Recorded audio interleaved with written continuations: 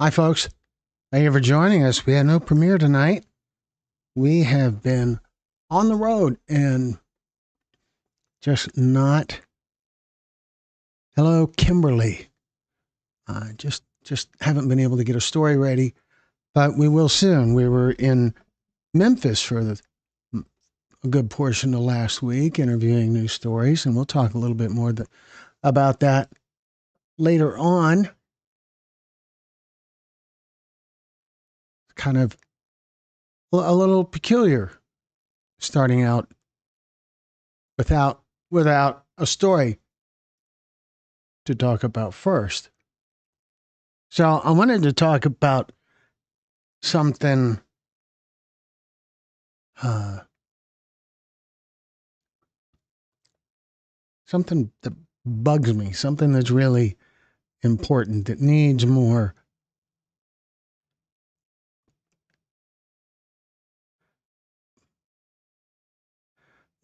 attention. Hello, Virginia. Thank you for being here. I appreciate you joining us. I see we have quite a few people here. David Loomis. Loomis. Good evening from North Carolina. Race Against Drugs. So we have, I believe, a few storytellers in the room right now. I want to remind everyone that according to YouTube, a little over half of our audience watches us on a smart TV, not on their phone or tablet or computer or whatever, but a smart TV. And so with a smart TV, it's harder to engage in the chat than if you're on other kind of device.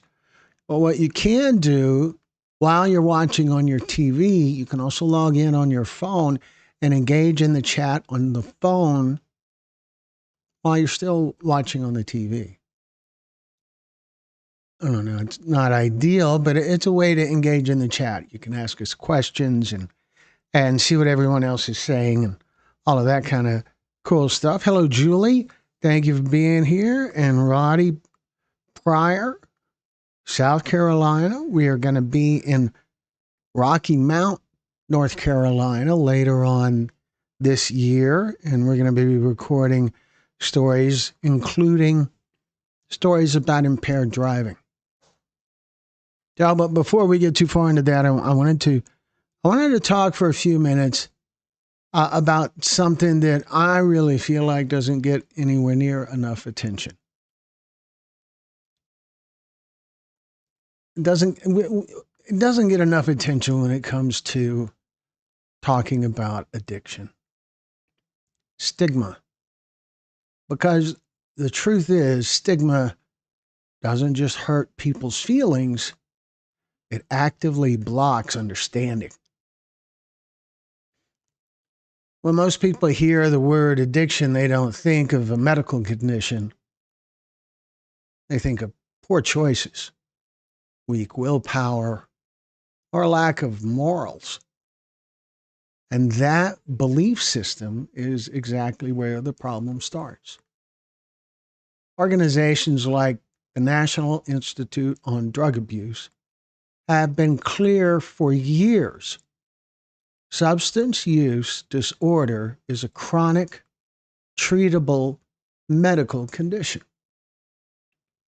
But stigma keeps that reality from sinking in. Instead of asking what happened to this person, we ask, what's wrong with them? Instead of seeing someone who needs help, we see someone to blame. And that changes everything. It changes whether people feel safe asking for help.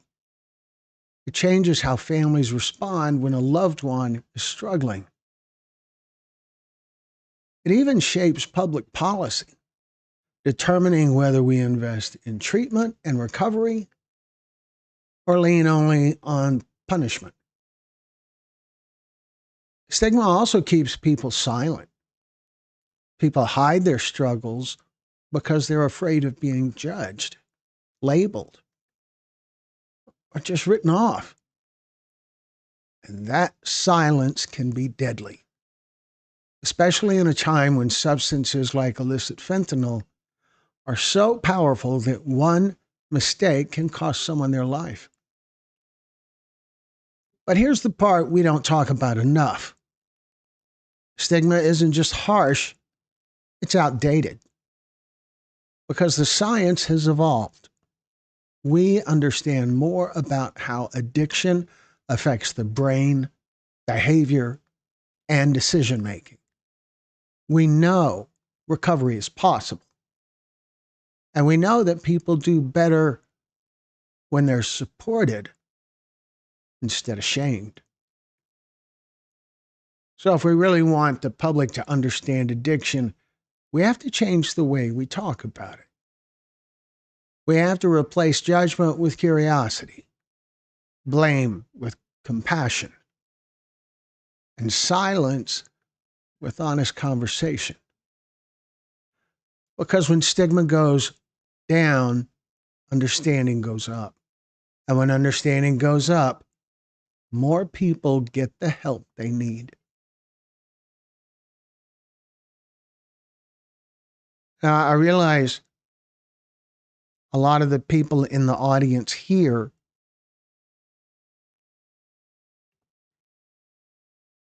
totally agree with the problem, with stigma being a problem, or are totally aware of it. But having that conversation regularly, talking about how big of a deal it is to recognize that stigma is harmful.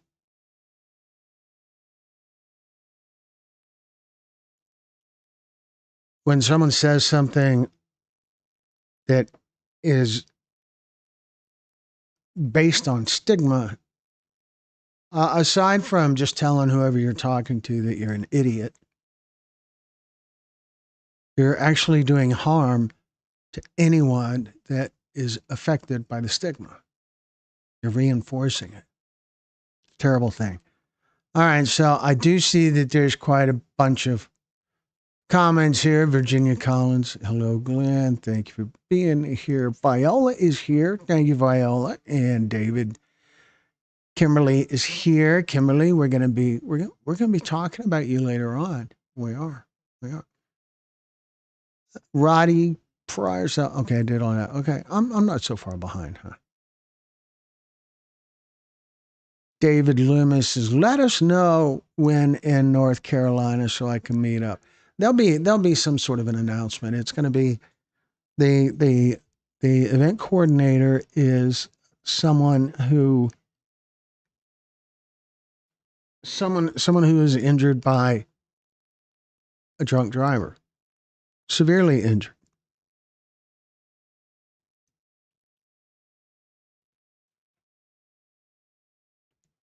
Stephanie says, "Thanks for the live." Well, it's all I got. I really we wanted to have a story ready for tonight, but it just didn't work out that way. So soon though, soon though. Shannon Billings, thank you for being here. She says hi, Glenn and everybody. Hi, Shannon.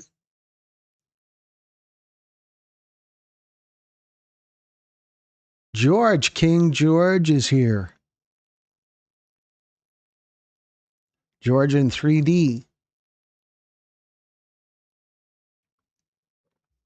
Thank you for thank you for being here and hopefully sitting through my little rant about stigma. Stephanie, thanks for the live. April says, same here. Law enforcement acts as if SUD, substance use disorder, means they deserve to die. Ending the stigma is crucial. And I think part of the key of ending the stigma is to make it where the stigma makes the person demonstrating the stigma look worse, makes them look stupid. Like if they learn that saying, well, they did it to themselves. If that becomes something that is synonymous with someone saying, I'm an idiot, then that might be the key to reducing stigma. That there needs to be some sort of response. And go, oh, I didn't know you were stupid. People will knock it off if that happens. I'm pretty confident. Viola says, thank you for addressing this stigma. You are correct. David Loomis says, mental health and addiction go hand in hand. We need to treat both because they are a disease. That's right, David. That's right, David. That's not, there's a commercial in the Houston area that had that line in it back when I was a kid. Yes, we had television when I was a kid.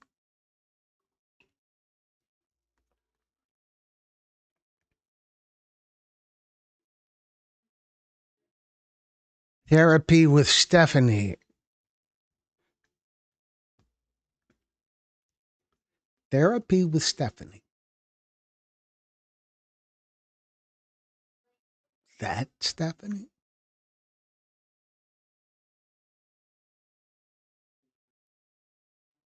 Stephanie that has a friend named Cletus?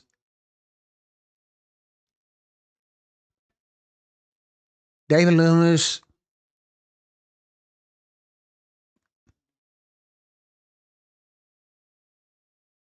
Yes, David Loomis, Mike Loomis. We'll just call you Loomis. It's weird. Sometimes people will have screen names that aren't the same as their actual name, and the end result is that I keep bouncing back and forth because I know their name, but I also know what everybody else is seeing in the chat, and they're seeing like with Mike, they're seeing David in the name, but if I say Loomis, that'll fix that. And here's Hammer. Hammer has entered the chat. I like how you announce that, Hammer. That's cool. John Boy, when you have to pick your meds from the chemist, they make you feel embarrassed.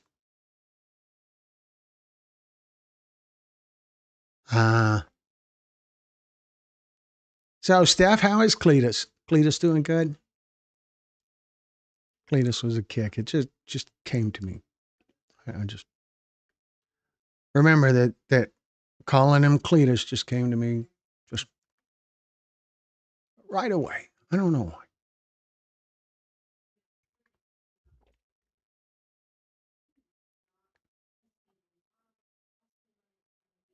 Viola says, Glenn, this makes me remember how my siblings would shy away from my DAS dad, who was an alcoholic Vietnam vet diagnosed with neurotic psychosis and PTSD.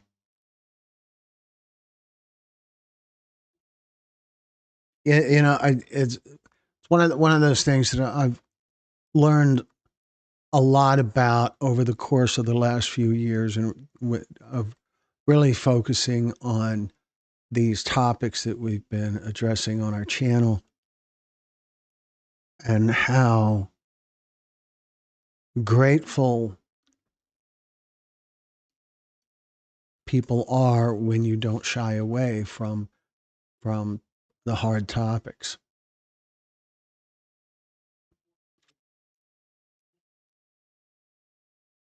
It's really a big deal. They're so grateful. I in Mississippi, we interviewed someone who's in recovery, and he was in a horrendous car crash. He was ejected from the vehicle. His story's already published. He has a dent in his head, and his eyes are kind of disoriented. And when I met him, Because my first question to him was, all right, so what's the story with this? And he was relieved. He was grateful, it seemed like. When he got right into the story, he said, well, I was in this crash and I was ejected from the vehicle. I had this terrible injury. And we just started talking about it. Instead of me stupidly trying to print it and it's not there.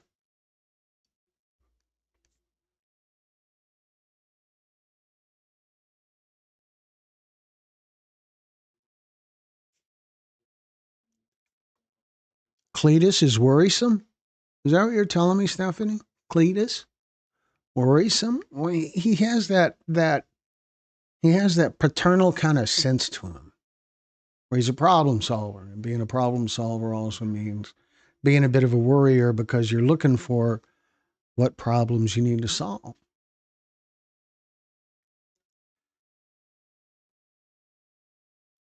Ava, to move away from the stigma of addiction, we need a comprehensive shift in how society views, speaks about, and treats people with substance use disorder.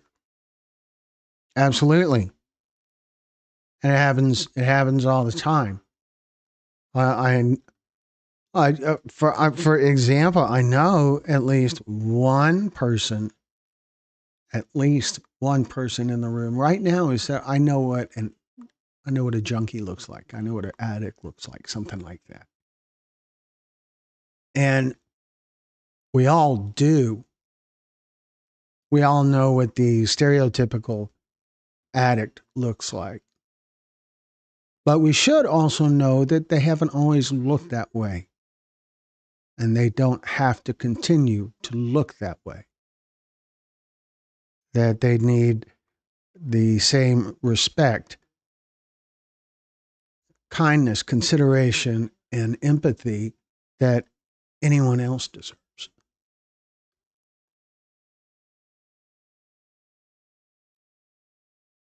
Stephanie says, yes, I like when people acknowledge my injuries instead of tiptoe around them. You don't.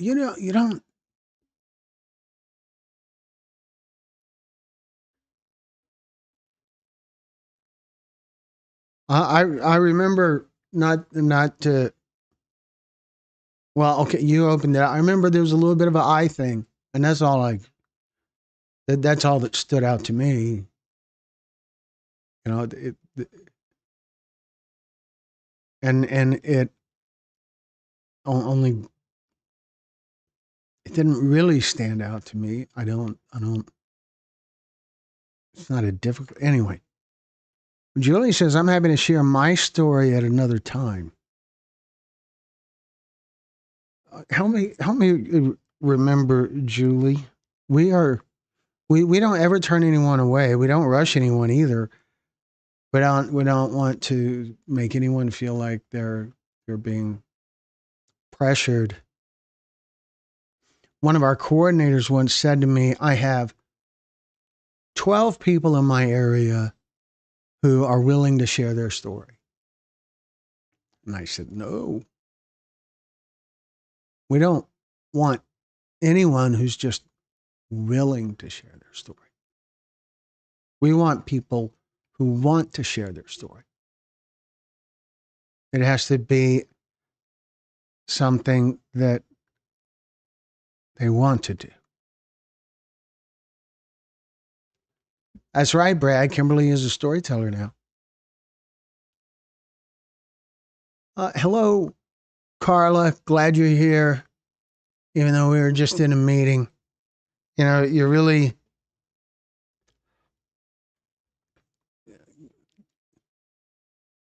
awesome, Carla.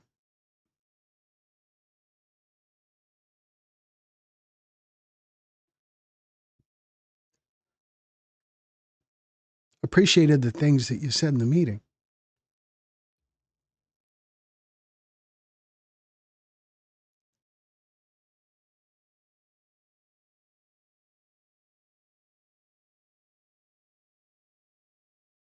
Jilly says it's crazy how the addiction of educated individuals is treated differently in the general public, even in healthcare. It is crazy. There is I suppose there's it's people who, not really. Oh, Brad. It's not really about the education as much as maybe the perceived accomplishment, the social standing, that if they present more professionally, it's really just another kind of stigma that if you dress the part, you get that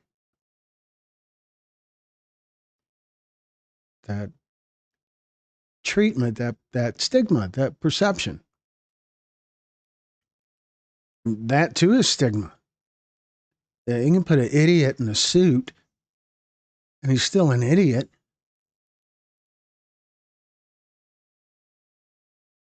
But there's a perception that if you see someone wearing a suit, okay, maybe this person is someone I could learn from. Stigma goes all different directions.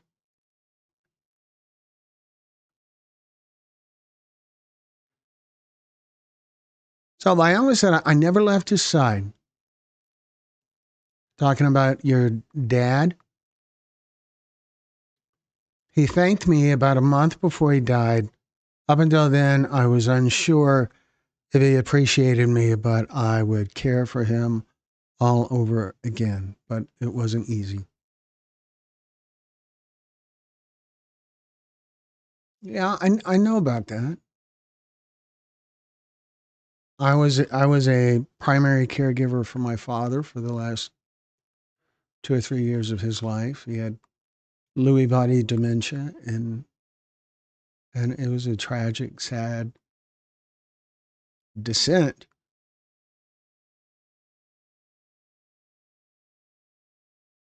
But he knew I was there, and I am grateful every day that I had that time to be there.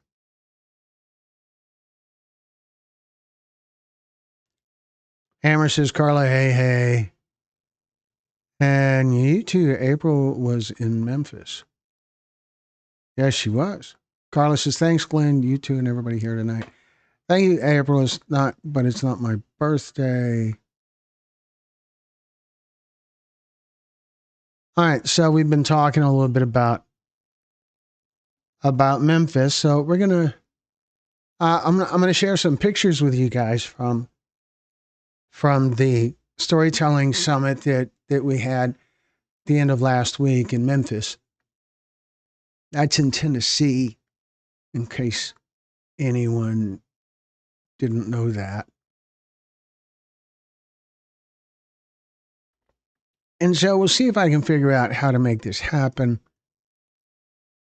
Here we go. If I put that there.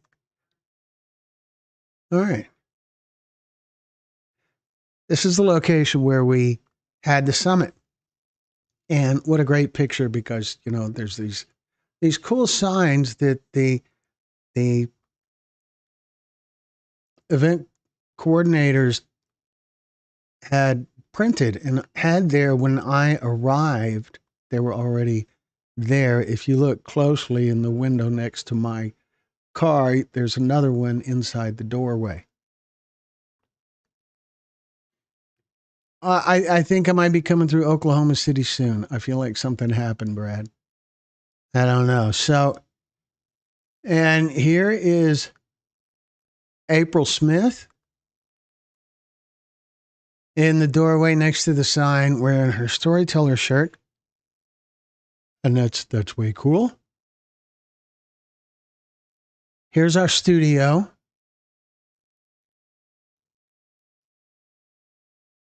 This is our pretty much typical setup. The room was barely large enough. but it worked out great. We've already been through all of the interviews, and the interviews all look wonderful. And so that's what that looked like. There was a display. This is part of what we're calling the connection room. And in the connection room, people connect, but we had these giveaways of different versions of naloxone. You can see on the table there's Narcan and there's some other brand. And it's awesome to see two brands side by side because, well, they're exactly the same.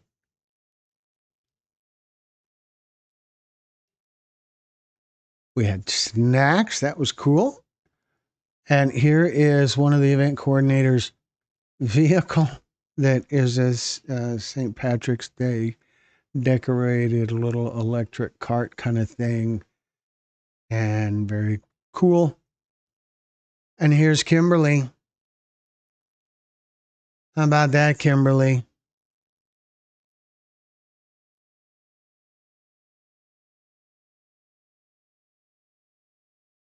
How cool is that? I finally got to meet Kimberly in person.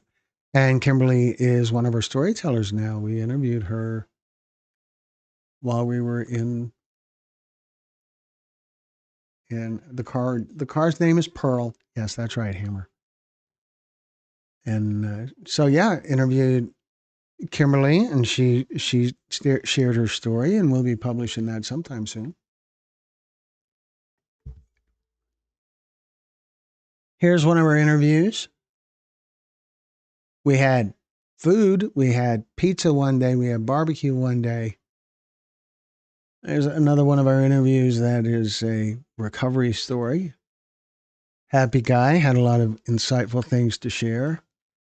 Here's April and Wendy and me.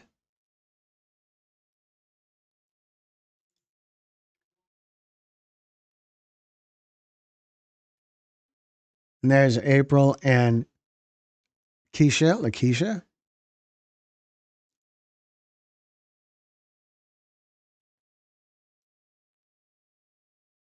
Another storyteller. This was a fentanyl story. And there's Kimberly. We're just about to shoot her interview. If you're wondering what that weird black thing is coming out of my nose, that's the microphone behind me.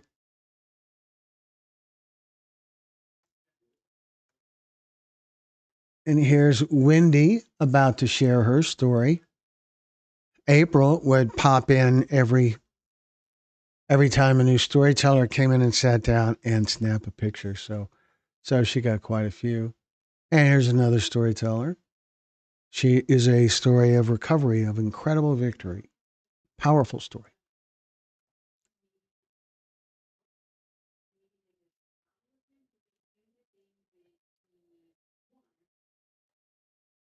And here is what we're calling the connection room. And so much magic happens in this room. You can see that Kimberly is there, and Keisha is there, Wendy is there, April is there. The other woman's name there escapes me, and the guy's name, I can't remember his name either. But there's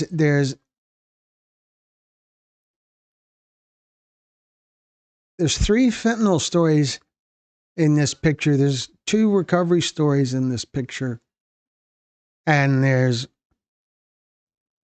at least one person who's both.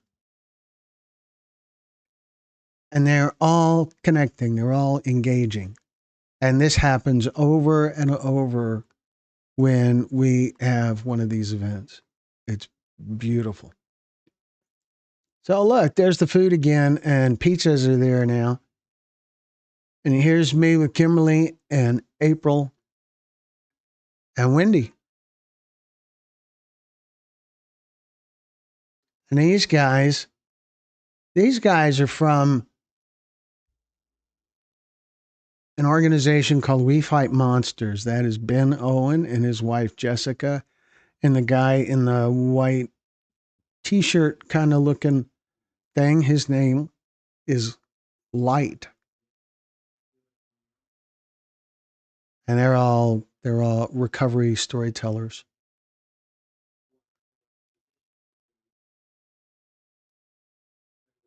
More storytellers. This is at a restaurant in downtown Memphis called the Arcade, which sponsored the meal, and this was the meal at the end of the event where whatever storytellers could make it came down, and we all had a kind of a late lunch together on the last day that we were in town.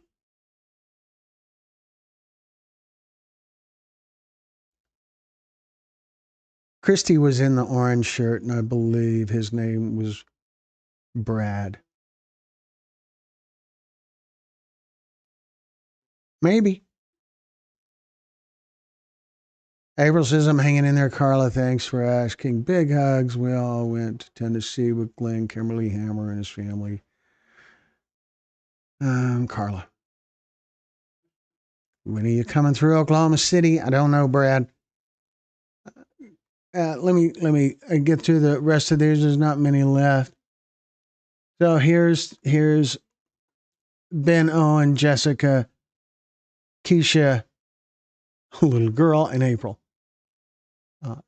And there's Hammer in the background doing his photo bomb thing. And so this is the second time this has happened. This is the woman in the middle is our server.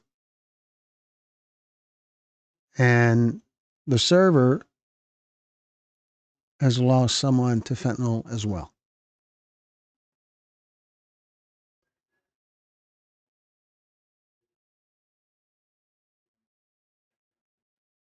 And so that's the last picture of the group of what I have.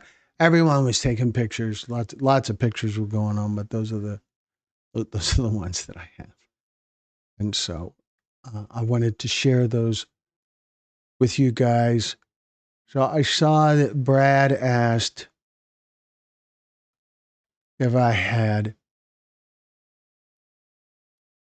a zippered hoodie. Yes, it's on it's in our store, which is back on our channel, and you can look for it. It's called the Bradley zippered hoodie on our channel.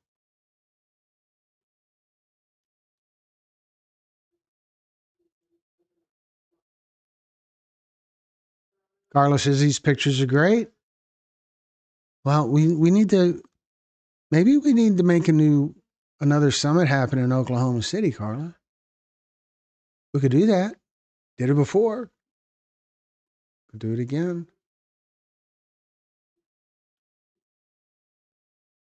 Her name is Brooke, the waitress. Yes, I remember now. Yeah, her name's Brooke.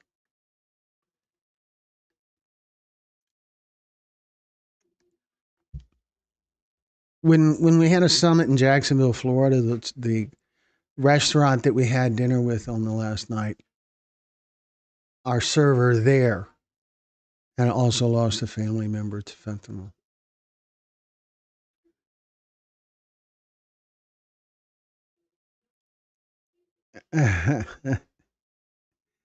At the Arcade Restaurant, established 1919, Memphis, Tennessee's oldest cafe, says April. And it was a very cool place, very, very, very nice place. And they, uh, they covered a large portion of the lunch.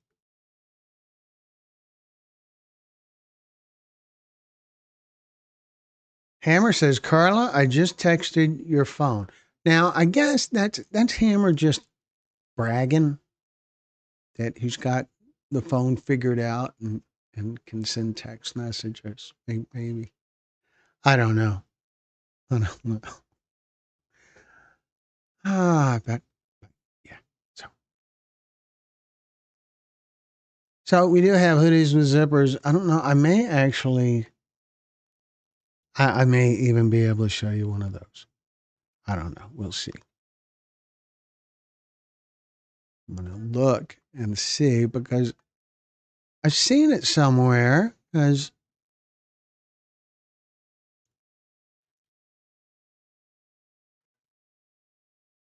I know that I captured a graphic of it uh, because I felt like that would be an important thing to do so that I could share that. Oh, here we are. Maybe this. No, no, it's other stuff. So anyway, I don't know if I have it or not. It appears maybe not, but that'll be okay.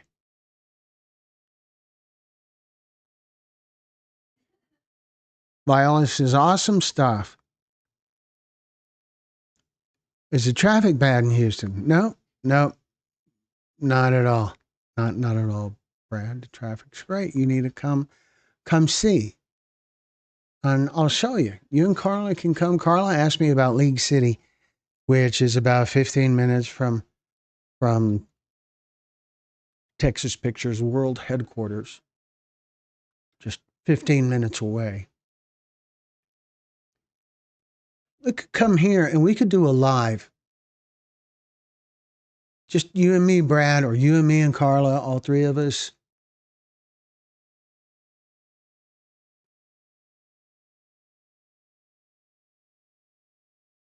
Huh.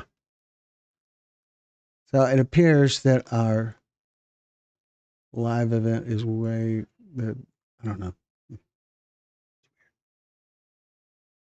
Pain into purpose. I give God all the glory. He's a miracle worker for sure, Carla. I didn't do it alone. It was a team of us. Wendy, Hammer, Lakeisha, Kimberly, and Glenn. And and some kind of behind the scenes people. My wife Sherry did a whole bunch. She always does a gigantic amount of stuff to make things go smoothly behind the scenes without ever uh, without objection. Just she's on it like a rat on a Cheeto and vital to everything that happens on our channel. I'm still really trying to find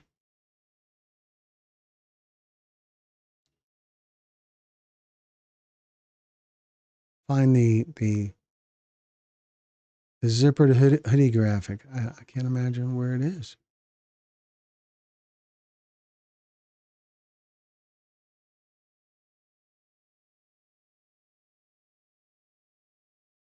I don't know, but I will have one at some point for sure. I'll have one, and I'll share it because I'll bet Brad will ask again. That's what I think.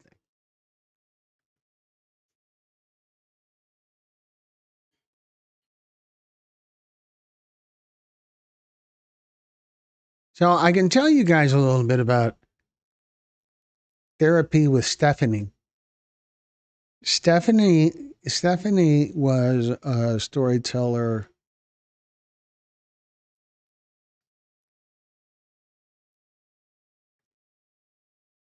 I'd have been like 6 years ago.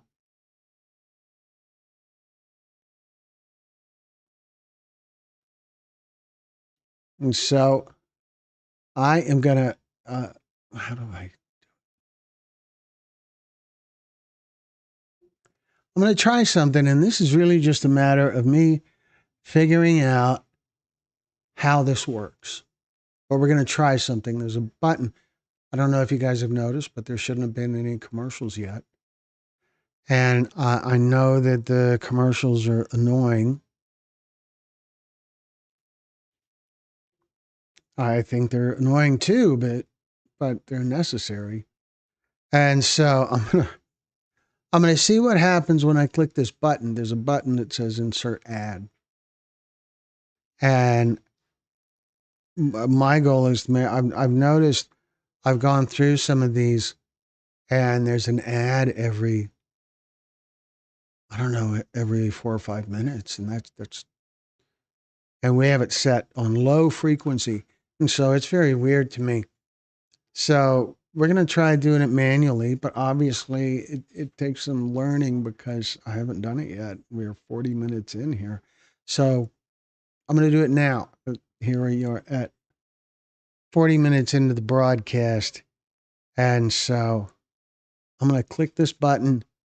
So I'll say, we'll be right back right after this.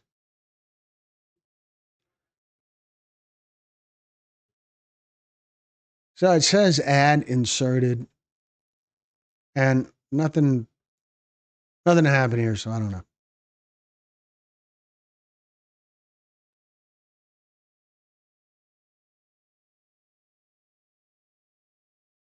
So how's your mom? Mom's good. Uh, I apologize for missing that. I'm usually on it. Definitely could not do it without her. Seriously, she does so much and she's so amazing. Yes, she is. She really is. So we interviewed therapy with Stephanie. We interviewed Stephanie back during the middle of COVID in a church courtyard in North Carolina to talk about her experience involving being hit by an impaired driver. And we're going to be doing more stories with that topic, more stories about impaired driving victims.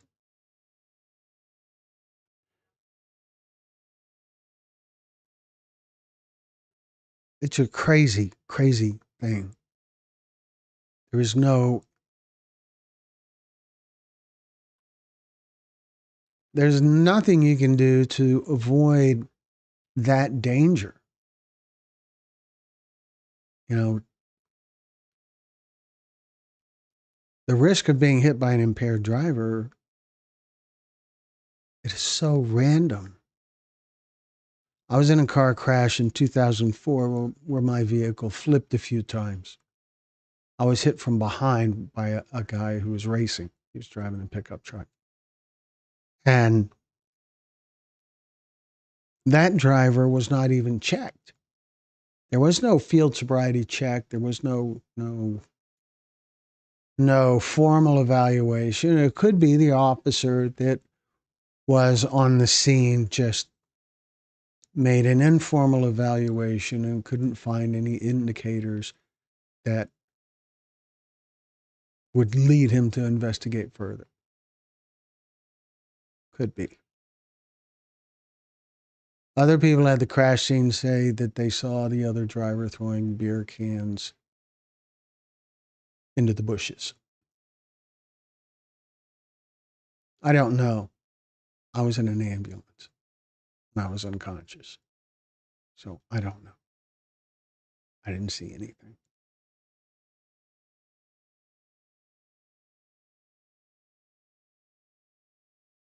Impaired driving with a baby in the car, yes, that would be, though that's scary.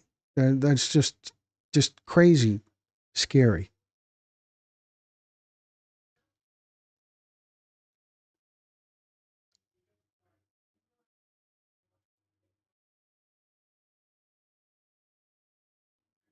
Somehow, I don't know how many. I know there's a few people here that are part of the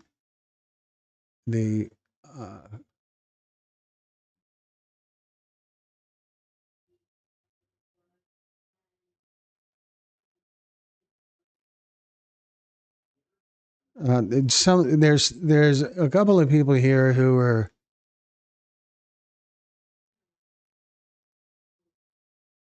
that were at the Memphis summit. If you need to send us pictures, send them right away. Just a reminder that we can't really do anything with your story until you share pictures. If your story involves pictures, you know what I mean? That if you've lost a loved one to fentanyl, then yeah, those stories really need pictures. With a recovery story, if your recovery story involves going to jail, being in a hospital, what a car crash, things like that, pictures would help. So please send your pictures early. We have a chat on Facebook that involves a lot of the storytellers. So I'll make that announcement there too. That seems like a good idea, right? Pretty good idea. I think so. So the way that our summits work, we don't really seek out storytellers. Storytellers come to us. And that works out great. Storytellers coming to us works out very well because that means they're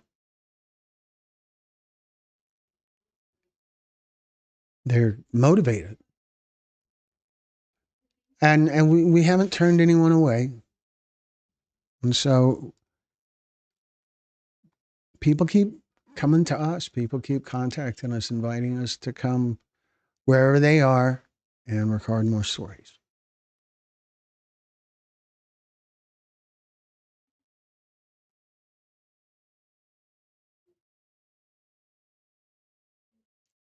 Huh. April, only during the bad traffic hours, Brad. There's no bad traffic hours in Houston. That's great. You'll see. Just come see. Come see. And we've got a beach, Oklahoma boy. We have a beach. Can tell you the beach. My grandfather was born on Galveston Island.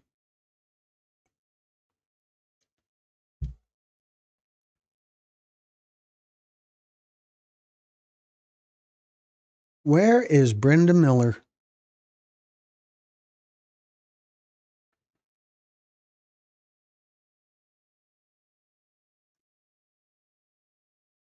Got to be like day 562. Yeah, I feel like that's right.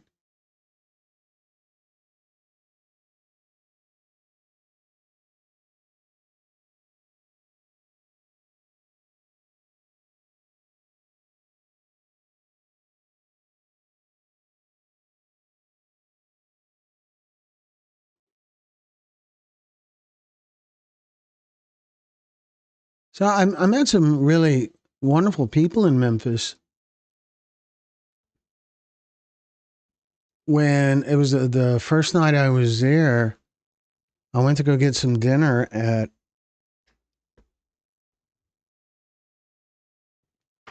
well, it was a Buffalo Wild Wings, and as I was walking in, there was a guy who appeared to be homeless, who was sitting on like the windowsill by the entrance, and another guy was talking to him while he gave him $1. And as I walked by, the guy talking to the homeless guy said, "So are you in recovery?"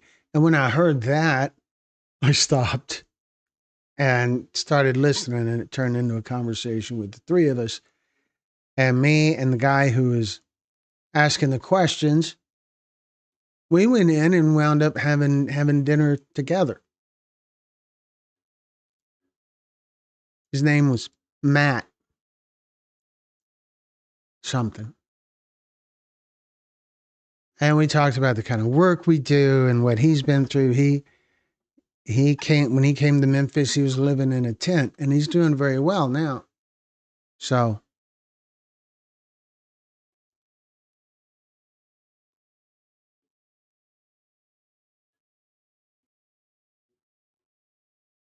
but it was a cool kind of road moment, and those happen fairly regularly.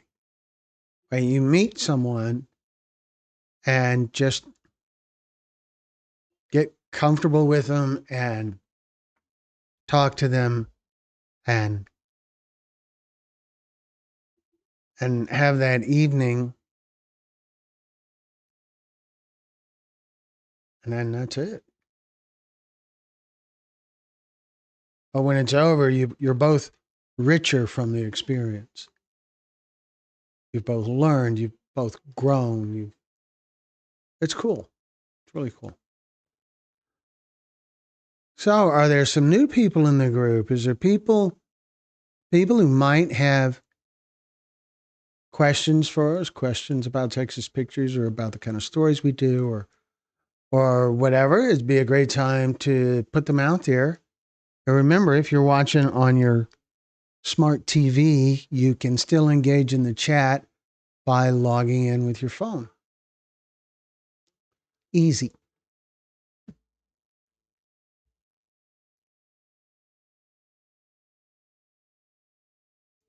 So earlier, April said, pain into purpose. I give God all the glory.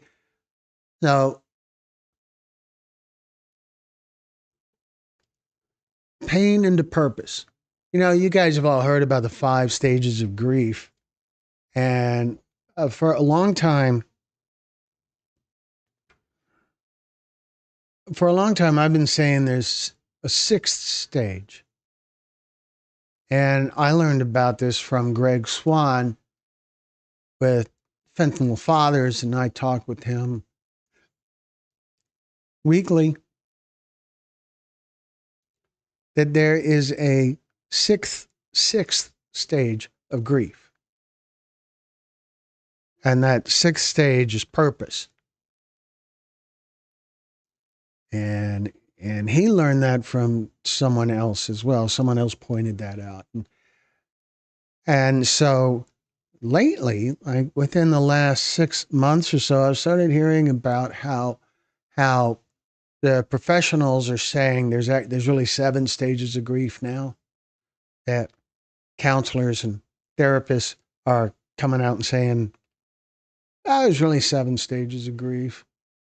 And that the 6th stage is memorialization. And the 7th stage is purpose. Duh. But the thing about the stages of grief is it's wrong to call them stages, because it implies that you go through them linearly, and you do not. The first stage is usually the first stage, but after that, you bounce back and forth. It's really like you're in this house that has 5 rooms or 6 rooms or 7 rooms, whatever. And each one of those rooms represents one of the stages of grief. There's the bargaining room and the denial room and the angry room and so you don't progress through those stages linearly. You'll go from stage 1 to 2 to 3, and then back to 1 for a while, and then you go to 4, and then you go back to 2 for a while, and then you go to 3 again, and then you go to 5, and then just bouncing back and forth. If it's in a house and those are all different rooms, it's like you're going from room to room looking for your phone and then forgetting which room you've already been in, and you just keep going in these rooms. And over time, you develop a new skill set that helps you navigate that. It doesn't get better. It just becomes part of who you are.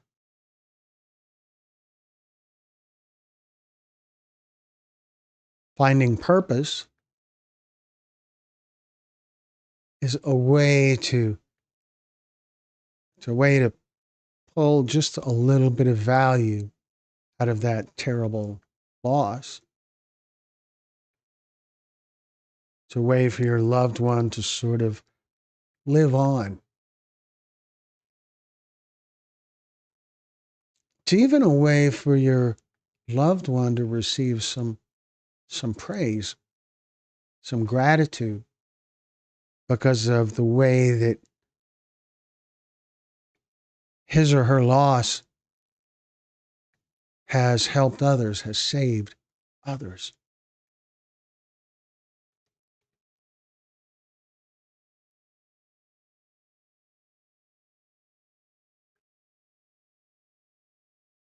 Protracted medication injury like chronic akathisia comes with a lot of bargaining. That's all I know. And I appreciate what you do. Thank you very much. Kev, April Smith says range loss. See, that is certainly a great memorial, and it's a great purpose, and it has incredible value for people you'll never meet, but it's saving lives. How could it not?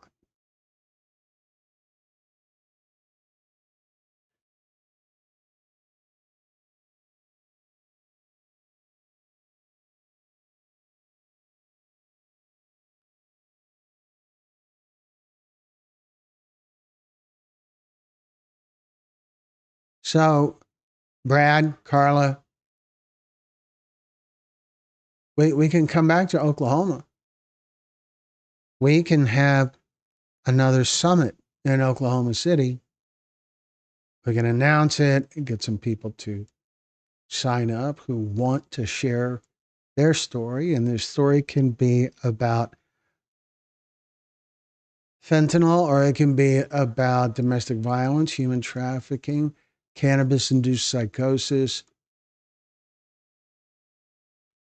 impaired driving, or other topics that are socially relevant. We've never turned anyone away.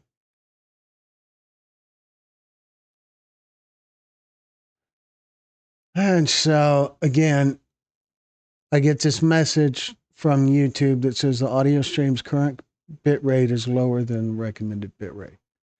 And so then I click on a tab down here and I look at it, and it says stream status is excellent. So I don't understand that. I don't care. I feel sure you guys will let me know if you're not hearing the audio. Kev says, hope is super important. I can live without the things I need and suffer much longer if I know that will change, or have the ability to change that if I wanted.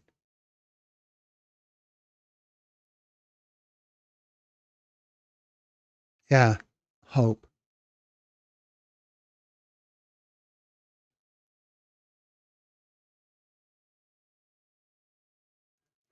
Hope is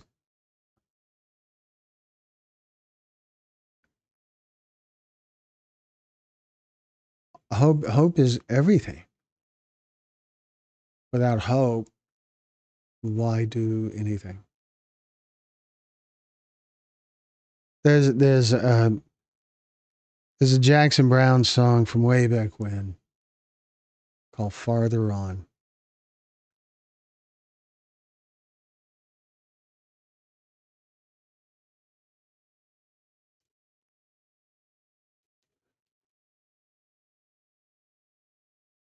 And there's this line he says, The angels are older.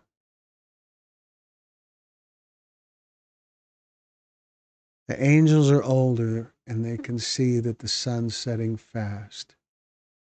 And they look over my shoulder at my vision of paradise contained in the light of the past.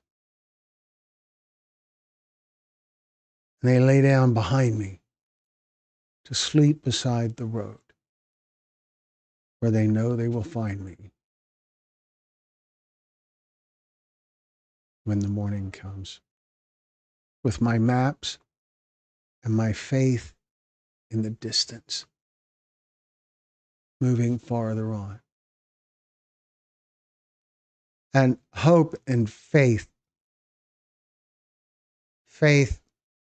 not necessarily as any specific type of faith, other than faith that things will get better, is a big deal.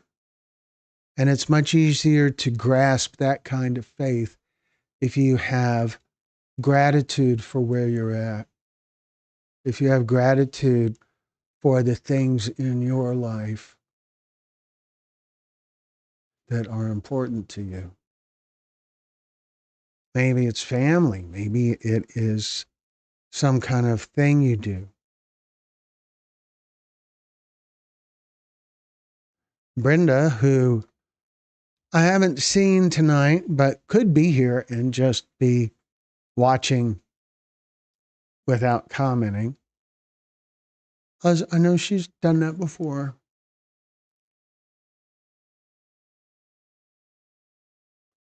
Brenda says around the time that we wrap up the broadcast, which is going to be soon, around the time that we wrap up these events, Brenda always says, what you take for granted, someone else is praying for. What you take for granted, someone else is praying for.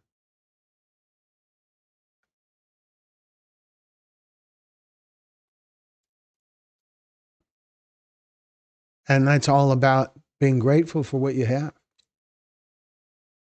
And be grateful for hope. Be grateful that there's a possibility.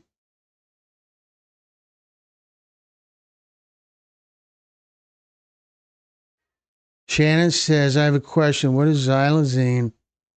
It's a zombie drug. Is that the animal tranquilizer? Is that the animal sedative that's for veterinary use? Isn't approved for any kind of human use.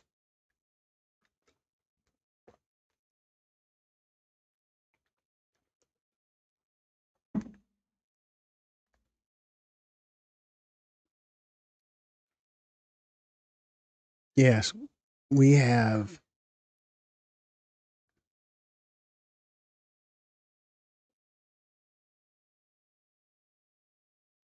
Yes, be grateful for hope. Well, I think I think being grateful that there is hope would be the way to approach it. Grateful that hope exists. There is always hope as long as you're drawing a breath. There's hope.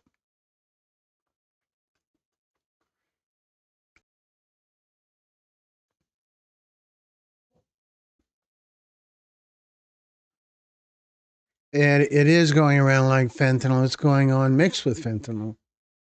And nitazenes,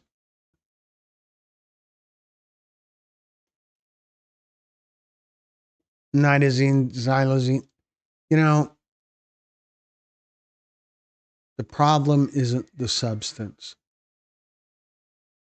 The problem is the demand. And so until we focus on the underlying demand,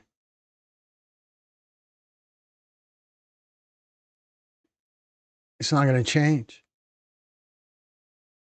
In the lobby of the DEA building in Washington, D.C., there is a museum that has a bunch of pictures from over the years, over the time that the DEA has existed. It's been around since the Nixon administration. And to walk through that and see all of the things that it seems like they're proud of, major drug seizures and how they defeated Quaaludes and how other specific substances have gone away, but they've been replaced. They've been immediately replaced with something else. And so when fentanyl goes away, it seems unrealistic to expect this time will be different from all of the other times. Something will come along and replace it.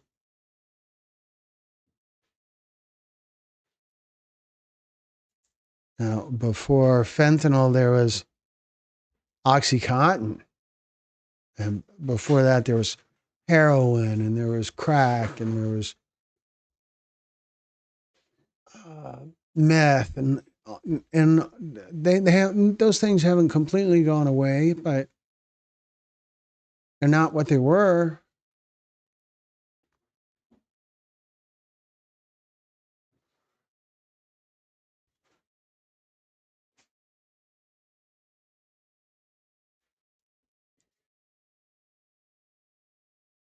Kimberly says, hope keeps us living.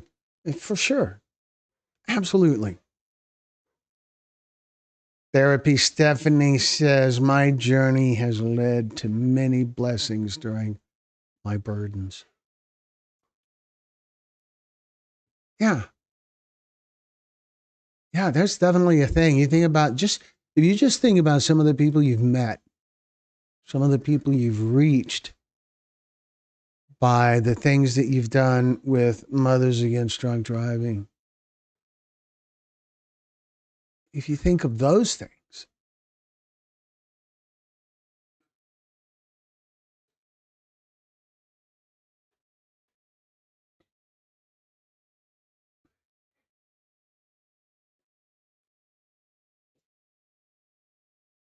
April says there's more than that now. There's two new ones, and there's probably way more than two new ones.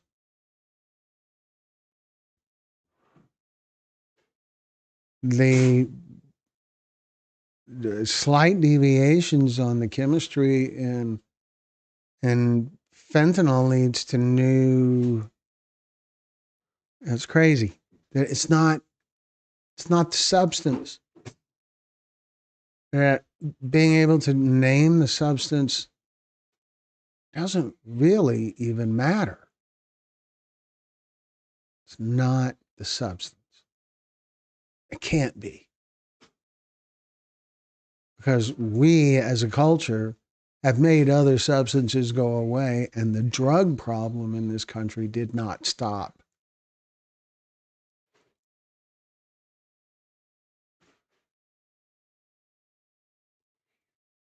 Kimberly says, just like how I reached out to the homeless people on the streets.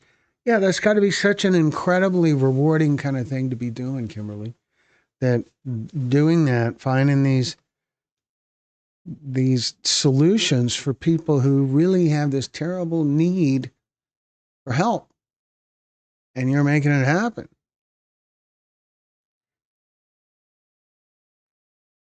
Cyclorphene, April says. And Cav says, you should see the level of injuries antidepressants are causing.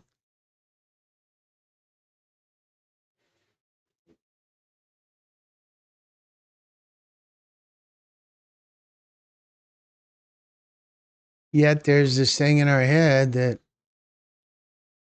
official prescription stuff has a level of safety that it really doesn't have.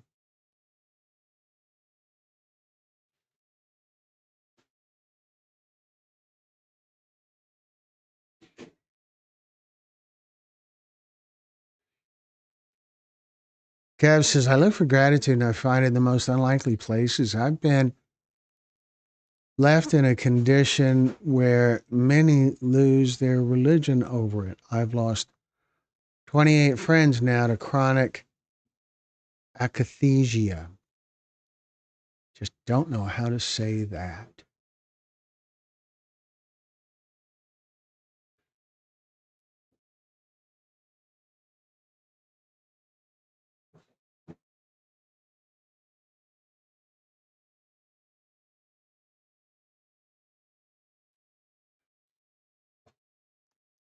So are there any other questions from anyone in the audience? We're going to be wrapping it up soon. I see we have 17 thumbs up and 20 people in the room. That's cool. That's pretty close. But over 200 people have been in and out of the room. So I don't know. Anyway, I appreciate the thumbs up. It helps us look better to YouTube and helps develop the channel. So that's a help. But it is about time to wrap things up. And I always like to check if there's any final questions that anyone has for me or about Texas Pictures or about our summits of it, or how you go about sharing a story or any of that kind of stuff. We are totally happy to answer questions. No, you said akathisia correctly. No one tells you anything with an associated withdrawal or discontinuation syndrome can cause akathisia.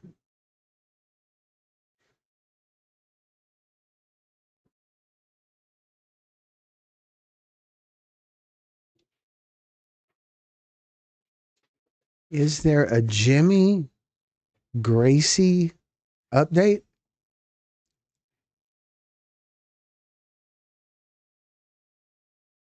Is there a Jimmy Gracie story?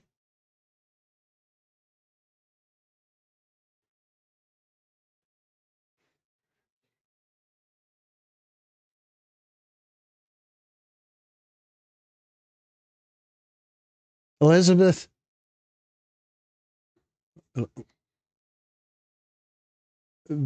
Elizabeth Villalobos.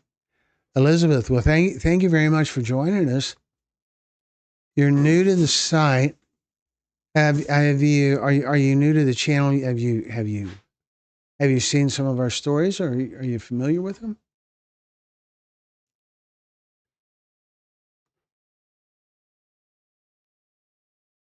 Went to Barcelona.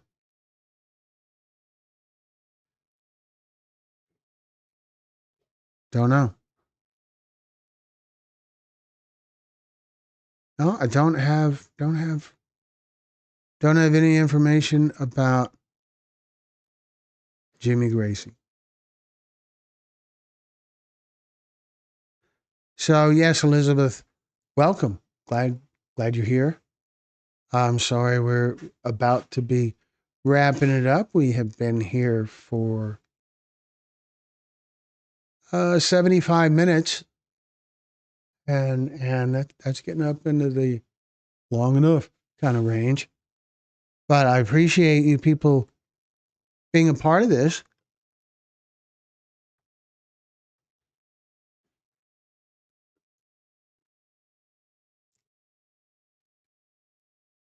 Gav says, very grateful for the cannabis-induced psychosis stories, 100% real. Just don't take dopamine antagonists if you can at all help it. 20 years old from Chicago, found him drowned on a beach on nightclub property. Wow.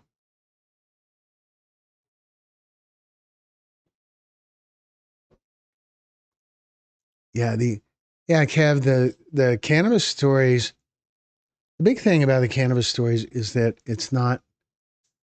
there's just not enough. Not enough is known. Cannabis enjoys this incredible protection from users that are in denial. And there's equally incredible resistance from people who are opposed to cannabis use that are also in denial. They both sides react the same kind of way. Passionate and prejudicial before they have the facts or with no facts. Like the people that want more awareness about the potential dangers to cannabis.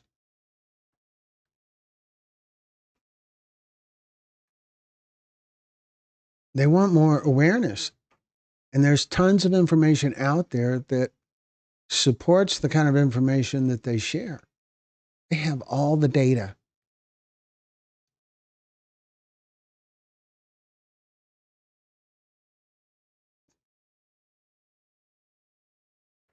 But they're not reaching people. And cannabis defenders do the opposite. When anyone says anything that's remotely critical about cannabis, they will put their hands over their ears and just not listen. They'll, nah, I'm not listening.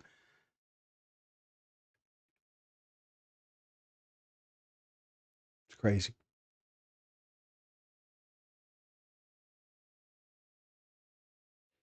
But it is about time to wrap things up. Special thanks to Elizabeth for chiming in and saying hello. Welcome to the channel. Welcome to the live event.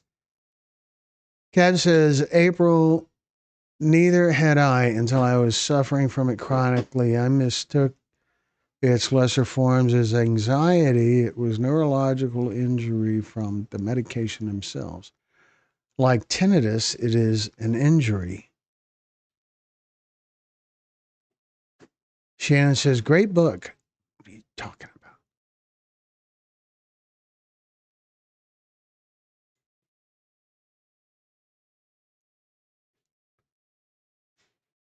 Okay, folks. So it is time to wrap it up. As Brenda always says, what you take for granted, someone else is praying for. That's a big deal. It is such a big deal. Recognizing the things in your life to be grateful for will make tomorrow a better day. There's a reason the format for praying begins with gratitude and concludes with gratitude. It's consistent across virtually all religions. Gratitude. That's it. I don't know what that is.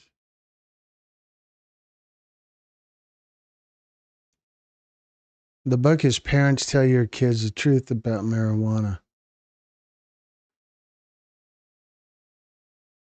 Kev says, thank you, giant hugs.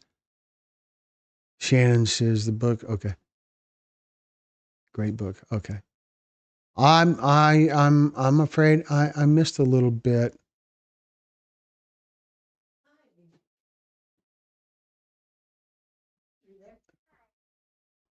Anyway, it is time to wrap it up. We have been here for over 80 minutes now. April says, oh, yes, all those prescription pills can have side effects. It's extremely horrifying if you read them all, then mix them together. It's like they're trying to kill me.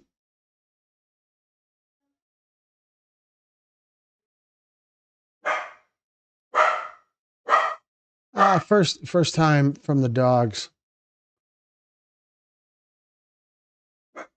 Almost made it through the whole thing. without the dogs, but no, not quite. So yeah, prescription.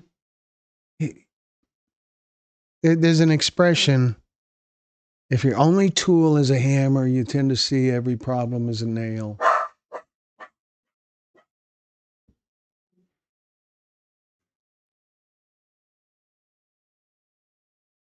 If your only tool is a hammer, you tend to see every problem as a nail.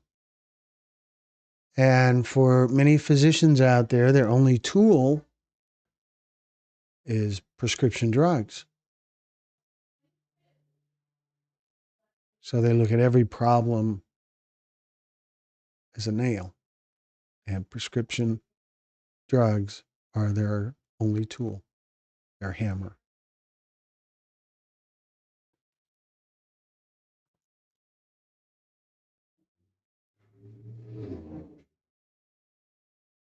Hmm.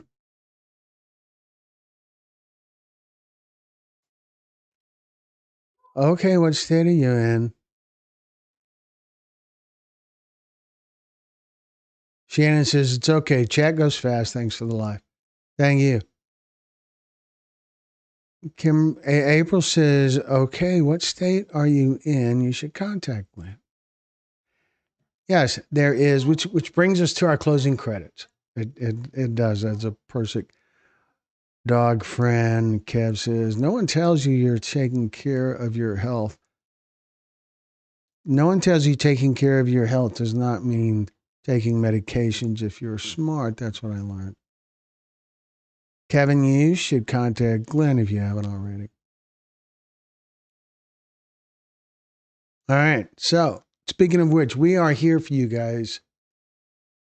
We're always available. You can reach out to us with questions if you want to share a story, if you want to. If you have, I want to show you one more thing. All right. So I always try to hammer home that it's important to say naloxone, not Narcan. And so here's, there we go. These are both the same. They're identical. Identical.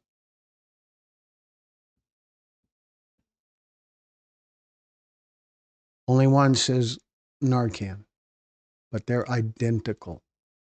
They both have the word naloxone on them. And technically, they both have Narcan on them too. But on this one, Narcan is just right up here. It says compared to Narcan active ingredient. And if you read the active ingredient on the box, under the drug facts tab, it's identical. Naloxone hydrochloride, 4 milligrams, emergency treatment of opioid overdose. That's what it says on this box. On the Narcan box, it says naloxone hydrochloride, 4 milligrams, emergency treatment of opioid overdose. There's no difference. There's no difference. These are identical. Absolutely identical. Okay, enough of me doing my little preach thing. Kev says, where am I going to, I'm in New Hampshire. Welcome from Seacoast, New Hampshire. Correct. They both cause opioid withdrawal, akathisia injuries at light speed. It's my opinion you should be followed by a neurologist after receiving. Okay, Kev. April says he will go to New Hampshire. You're helping me, April. Thanks. He'll go to New Hampshire, get his information, and subscribe to the channel. Sign up for notifications. You know, anyone who wants to be a storyteller can join our group. We have a group on Facebook. It's a private group. It's called Texas Picture Storytellers.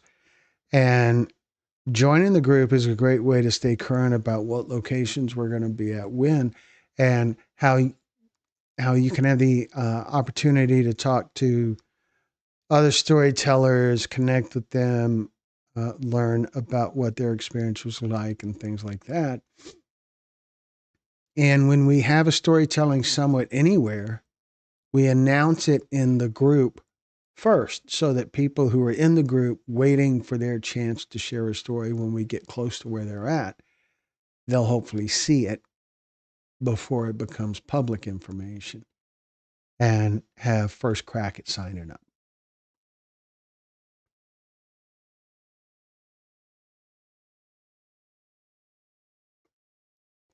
Anyway, so thank you all for joining us. It's going to be time to wrap it up here. We are almost at 90 minutes now. And so I always like to remind you guys that we're here for you. I started to say this earlier and then I got distracted by the naloxone. It happens. And so we are always here for you guys. We're always happy to help any way we can. And there are several ways you can reach out to us. So you can reach out to us by email at info@texas-pictures.com. You can find us on Facebook under my name, Glenn Muse, under the Texas Pictures company name. We're on TikTok. We're not actively pursuing messaging that way. It's just we don't pay that much attention to it. And you can learn more about us on our website, texas-pictures.com. There's information about how to share your story. There's a link to our merchandise store. And there's more information about us, like mailing address and even a phone number.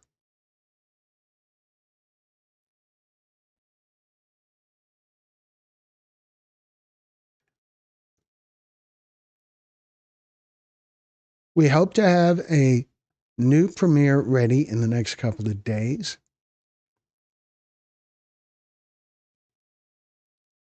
And we hope to be back with you folks soon. We'll probably have another live event Thursday or Friday. So for now, that's going to be it. Thank you all for joining us.